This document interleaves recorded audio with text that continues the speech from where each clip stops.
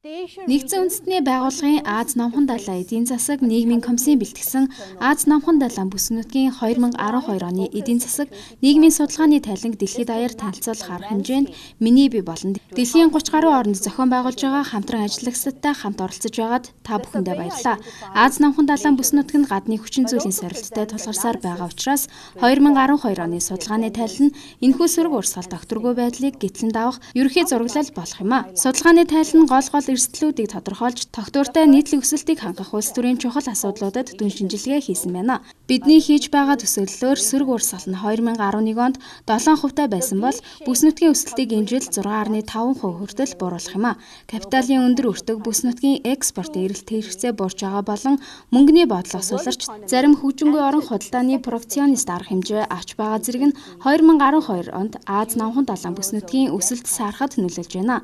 Хэдийгээр өсөлт саарч байгаа ч Аз номхон далайн бүсийн байдал бусад бүс нутагтай харьцуулахад сайн байгаа бөгөөд дэлхийн эдийн засгийн тогтвортой байдал шинэ өсөлтийг хөтлөгч хэвээр байгаа юм а. Гадаад харилцааны яам, үндэсний хөгжил шинэтгэлийн хороо, нэгдсэн үндэсний байгууллагын хөгжлийн хөтөлбөр хамтран зохион байгуулж байгаа уг арга хэмжээг нээж нэгдсэн үндэсний байгууллагын суурин төлөөлөгч, нэгдсэн үндэсний байгууллагын хөгжлийн хөтөлбөрийн суурин төлөөлөгч хатагтай Шэжин Шиноноглу үг хэлсэн. Тус тайлан нь Аз номхон далайн бүс нутаг гадны хүчин зүйлийн сорилтод тулгарч байгаа үед сөрөг урсгал тогтворгүй байдлыг гитлэг ерөнхий зураглал юм. Тулгарч байгаа гол эрсдлүүдийг тодорхойлж тогтвортой нийтлэл өсөлтийг хангах дүн шинжилгээ юм а. Аз номхон далайн бүсийн эдийн засгийн нийгмийн судалгааны 2012 оны тайланд тооцоолсноор бүс нутгийн хөгжиж байгаа орнуудын 2010 онд 8.9% байсан бөгөөд өсөлт өнгөрсөн жил 7%, 2012 онд 6.5% болж буурах төлөвтэй байна. Энэ Аз номхон далайн бүс нутгийн инфляцийн түвшин 2011 онд 6.1% байснаас энэ жил 4.8 болж буурна гэсэн төсөөллийг гаргасан байна. Мөн түүнчлэн Аз номхон далайн бүс нутгийн эдийн засгийн хөшүүрэг хэвээр байх бөгөөд бусад бүс нутгийн өсөлтөөс илүү сайн байна гэнэ. За манай улс ч гэсэн дунд хугацааны эдийн засгийн хандлага хүртээмжтэй өсөлтөд тусгасан байна. Мөн түүнчлэн учирч байгаа эрсдлээ оруулж байгаа бөгөөд үүнд хүн амын эрэлт нэмэгдэх, бэлэн мөнгө ихээр байршуулснаар инфляц ихсэх хандлага байгааг судалгааг гаргасан байна.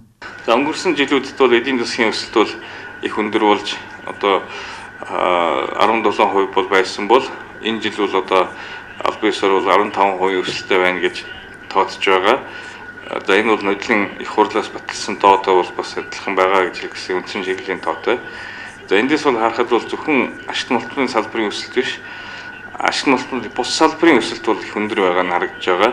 Тэгэхээр бол одоо манай судлаачдын хийсэн тооцоогоор бол уул уурхайд оруулсан $1 хөрөнгө оруулалт ашигт мултны бус салбарт бол $2 эрэлт бий болгодог гэж тооцоо байдаг. Тэгэхээр эндээс бол өсөлтийн хурдаар харахад бол магадгүй тийм нөлөөлөл гарч байгаа бах. Аз номхон далайн бүс нутгийн хувьд гадаад орчин сорилт хэвээр байх учраас энэхүү зураглал тайлан гаргадаг. Дээрх судалгаа нь хөгжил дэвшлийг хуваалцах, мөн хөгжингүй орнууд гарах бүс нутгийн экспорт буурж, капиталын сөрөг нэмэгдсэнтэй холбож Аз номхон далайн бүсийн өсөлтийн саарал дахин нэмэгдэх боловч эдийн засгийн хөтлөгч хэвээр байх талаар судалгаанд тусгасан байна.